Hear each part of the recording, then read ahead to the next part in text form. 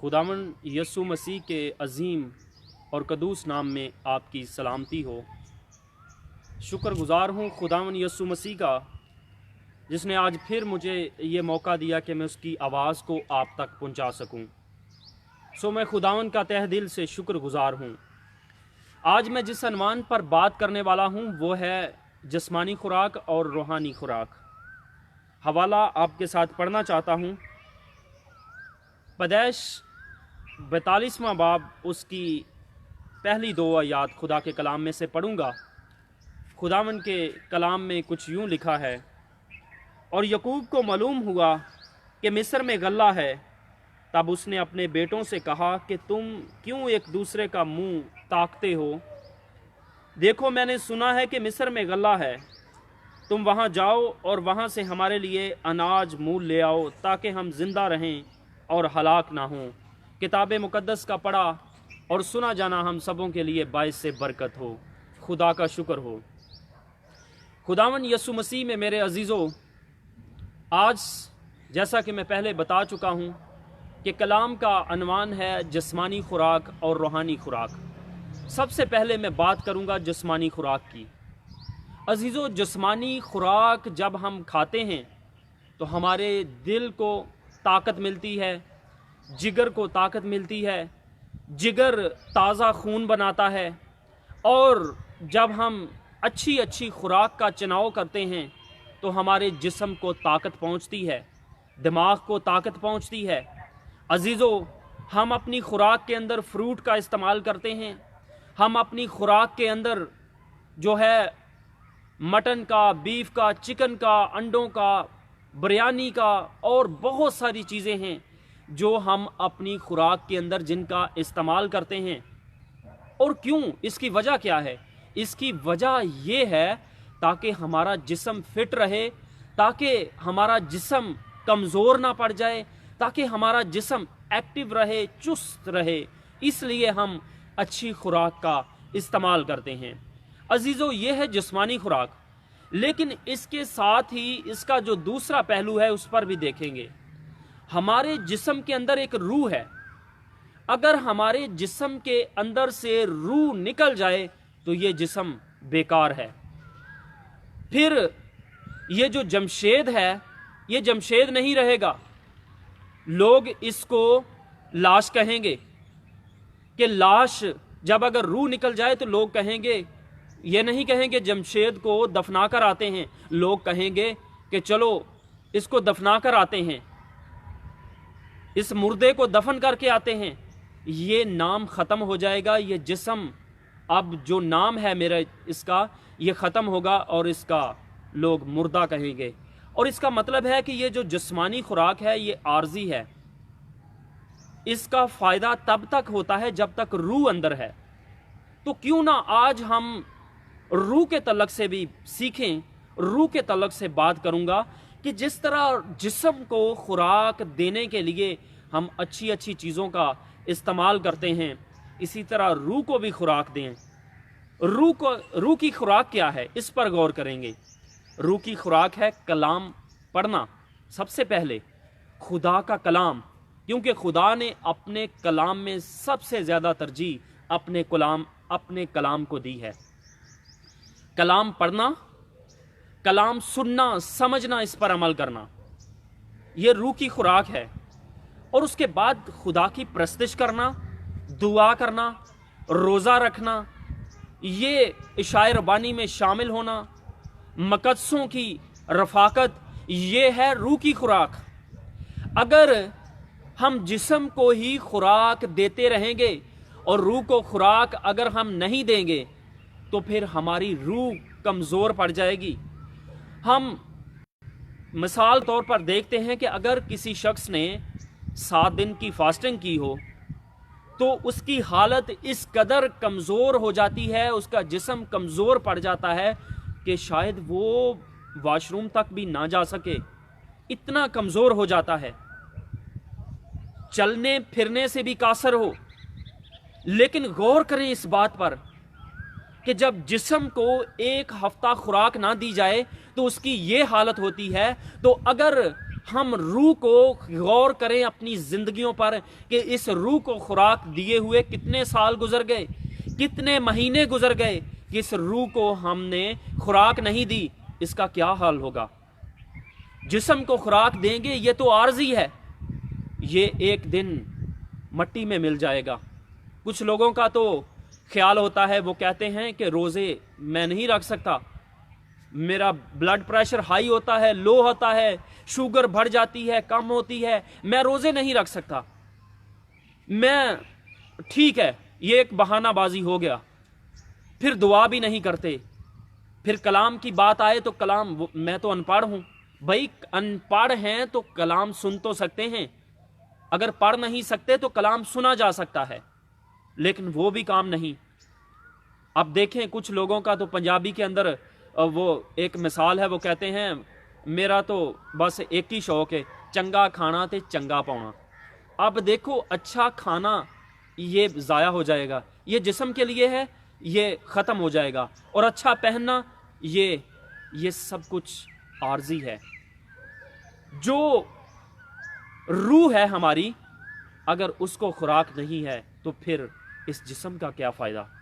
ہاں، زندہ رہنے کے لیے جب تک ہم دنیا کے اندر ہیں اس جسم کو ہم اچھی خوراک دیتے ہیں، لیکن اس کے ساتھ ساتھ اس روح کو بھی اچھی خوراک دیں۔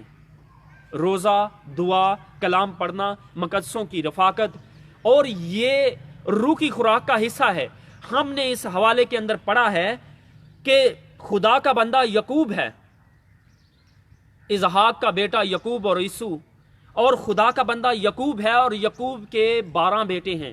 یہ جس ملک کے اندر رہتے ہیں وہاں پر کال آ جاتا ہے، ہم دیکھتے ہیں کہ وہاں پر کال ہے، اور کال کی وجہ سے یہ لوگ پریشان ہیں، خوراک نہیں ہے۔ جس طرح آج لوگ کرونا وائرس کی وجہ سے بھی کچھ لوگ پریشان ہیں، اگر کسی کو پتا چل جائے کہ فلاں شخص راشن دے رہا ہے تو لوگ رابطہ کرتے ہیں، لوگ فون کرتے ہیں، لوگ وہاں پر چلے جاتے ہیں کہ ہمیں بھی راشن دیا جائے۔ اگر پتا چلے کہ کوئی شخص پیسے دے رہا ہے تو وہاں پر بھی جاتے ہیں اور کوشش کرتے ہیں کہ مجھے بھی پیسے مل جائیں۔ لیکن میں آپ کو بتانا چاہتا ہوں، خدا کا بندہ یعقوب، اس کو بھی خوراک کی قلت تھی، اور اس نے اپنے بیٹوں کو بھیجا، اور جب اس نے اپنے بیٹوں کو بھیجا تو کلام کہتا ہے، اس نے مصر کے اندر اس کو کسی نے بتایا کہ وہاں پر غلہ ہے، اس نے اپنے بیٹوں کو بھیجا کہ تم یہاں کیوں ایک دوسرے کا منہ تاکتے ہو، جاؤ مصر کے اندر جاؤ اور وہاں سے خوراک لے کر آؤ تاکہ ہم مر نہ جائیں۔ دیکھیں یہاں پر خدا کا بندہ اپنے بیٹوں کو بھیجتا ہے خوراک لینے کے لیے۔ خدا کا بندہ اپنے بیٹوں کو خوراک لینے کے لیے اس لیے بھیجتا ہے، کیوں بھیجتا ہے؟ اس لیے بھیجتا ہے تاکہ وہ کہتا ہے تاکہ ہم مر نہ جائیں۔ اپنے خاندان کی فکر ہے اس کو، اپنے بچوں کی فکر ہے۔ ہم بھی اپنے بچوں کی، بہن بھائیوں کی، اپنے عزیزوں کی کس طرح فکر کرتے ہیں؟